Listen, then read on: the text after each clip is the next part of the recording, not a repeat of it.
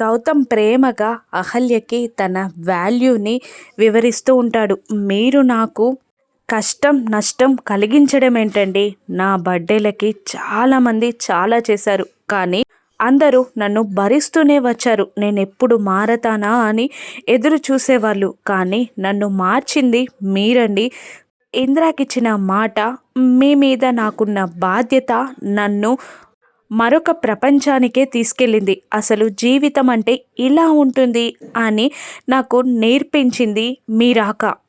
మీరు నా లైఫ్లోకి వచ్చాకే ఇదంటే జీవితం అని నేను తెలుసుకోగలిగాను. మీ వల్ల నేను చాలా నేర్చుకోగలిగాను. మా అమ్మ ద్వారా నేను జన్మని పొందితే మీ ద్వారా నేను పునర్జన్మని పొందానండి. మీ రాక నా అదృష్టం. నా తలరాతని మార్చిన విధాత మీరు. నా లక్ష్మీదేవి మీరు. మీరే నా ప్రాణం, నా సర్వస్వం. మీరే నా లోకమని నేనెన్నడో చెప్పాను మీకు. అందరినీ ఎదిరించి మీ వైపు నిలబడ్డాను. మళ్ళీ అందరి ముందు మీ మెడలో తాళి కట్టి మీ చిటికన వేలు పట్టుకొని 7 అడుగులు వేశాను. మళ్ళీ మిమ్మల్ని పెళ్లి చేసుకొని జీవితాంతం మీతోనే ఉంటానని అందరికీ తెలిసేలా చెప్పాను.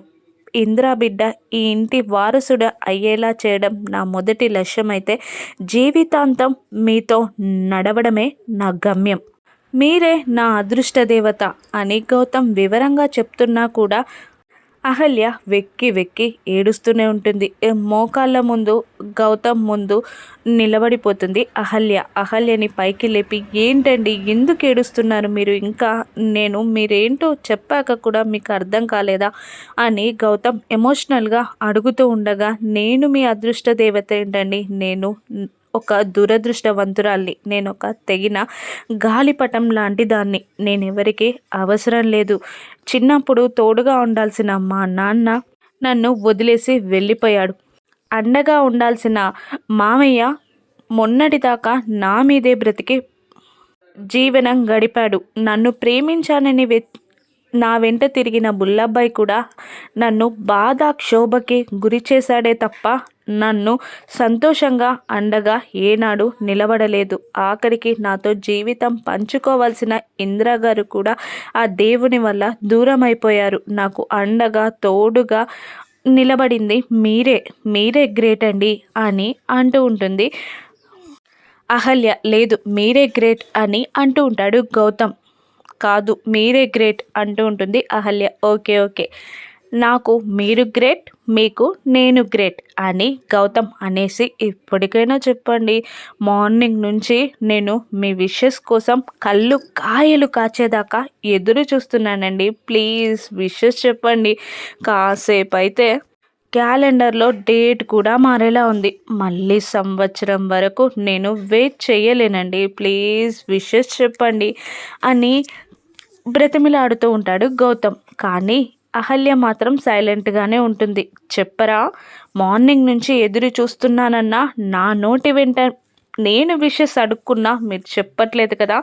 సరేనండి, నాకు ఈ కేక్ కటింగ్, ఈ బర్త్డే సెలబ్రేషన్స్ నాకేమి వద్దు. మీరు విషెస్ చెప్పినప్పుడే నేను బర్త్డే సెలబ్రేట్ చేసుకుంటాను అని అంటూ అక్కడి నుండి వెళ్ళిపోబోతూ ఉంటాడు గౌతమ్. అప్పుడే ఒక్కసారిగా అక్కడ లైట్స్ ఆన్ అయి, హ్యాపీ బర్త్డే గౌతమ్ గారు అన్న అహల్య వాయిస్ వినబడుతుంది. అక్కడ చుట్టూ అంతా డెకరేట్ చేసి ఉంటుంది. చక్కగా బెలూన్స్, హ్యాపీ బర్త్డే గౌతమ్ గారు అన్న బ్యానర్, డెకరేషన్, ఫ్లవర్స్, చిన్న చిన్న మొక్కలు చాలా అందంగా డెకరేట్ చేసి ఉంటుంది. అక్కడ చూసి షాక్ అవుతాడు గౌతమ్. ఏమన్నారు అహల్య గారు, మీరు నాకు విషెస్ చెప్పారా అని సంతోషంగా గౌతమ్ అడుగుతూ ఉండగా, అవునండి చెప్పాను అంటూ ఉంటుంది అహల్య. మళ్ళీ ఒకసారి చెప్పండి, నాకు వినబడలేదు అంటూ ఉండగా, many more happy returns of the day Gautam garu అని అంటూ ఉంటుంది అహల్య. మళ్ళీ ఒకసారి చెప్పండి, నాకు వినబడలేదు, ఈ ఊరంతా వినబడేలా గట్టిగా అరిచి చెప్పండి అని అడుగుతుంటాడు గౌతమ్. అమ్మో నా వల్ల కాదు అని అహల్య అనగానే, ప్లీజ్ ప్లీజ్ ప్లీజ్ మళ్ళీ ఒకసారి చెప్పండి అని బేలగా బ్రతిమిలాడుతూ ఉంటాడు గౌతమ్. అప్పుడు అహల్య, పుట్టినరోజు శుభాకాంక్షలు గౌతమ్ గారు అని గట్టిగా అరుస్తుంది. దాంతో నాకు అహల్య విషెస్ చెప్పింది. విన్నారా మొక్కల్లారా, విన్నారా?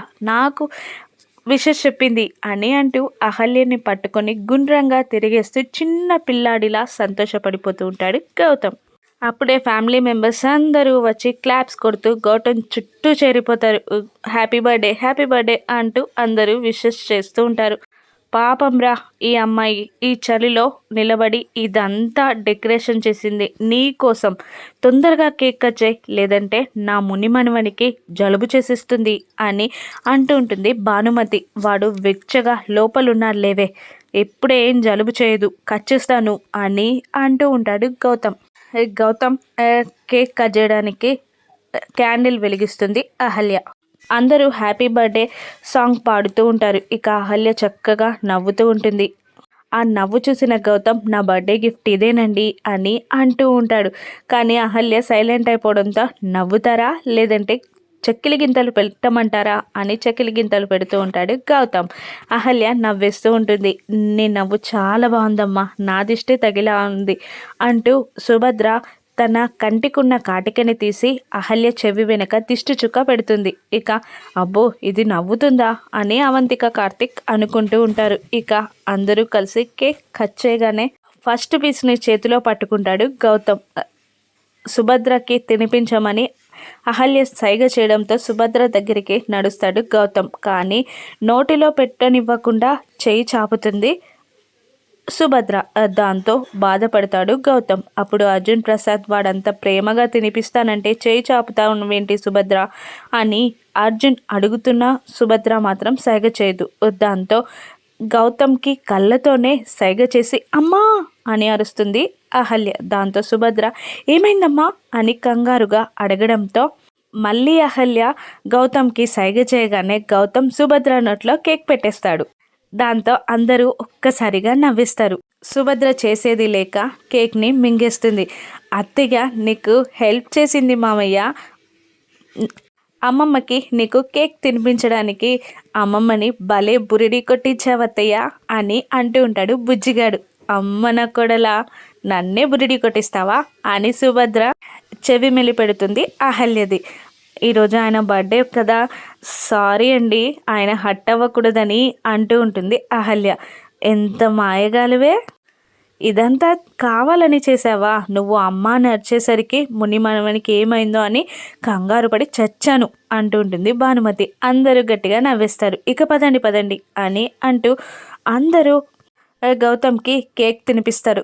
గౌతమ్ కూడా అందరికీ కేక్ తినిపించగా అహల్య గౌతమ్కి, గౌతమ్ అహల్యకి మళ్ళీ కేక్ తినిపిస్తారు. ఆ తర్వాత మళ్ళీ తినిపించబోతున్న గౌతమ్ని భానుమతి ఆపేసి అది కడుపుతో ఉందిరా, ఎక్కువ కేక్ తినిపించొద్దు అని అంటూ ఉండగా ఆగిపోతాడు గౌతమ్. అందరూ కిందికి దిగి వచ్చేసరికి హాల్లో అతిథి వాళ్ళందరికీ షాక్ ఇస్తుంది. అతిథిని అందరూ అలా చూస్తుండగా నేనేమైనా దయ్యాన్నా, అలా ఎందుకు చూస్తున్నారు అంటూ ఉండగా అయ్యో మేము పైన టెర్రస్ పైన ఉన్నామమ్మా, నువ్వు వచ్చింది మాకు తెలీదు అంటూ ఉంటుంది సుభద్ర.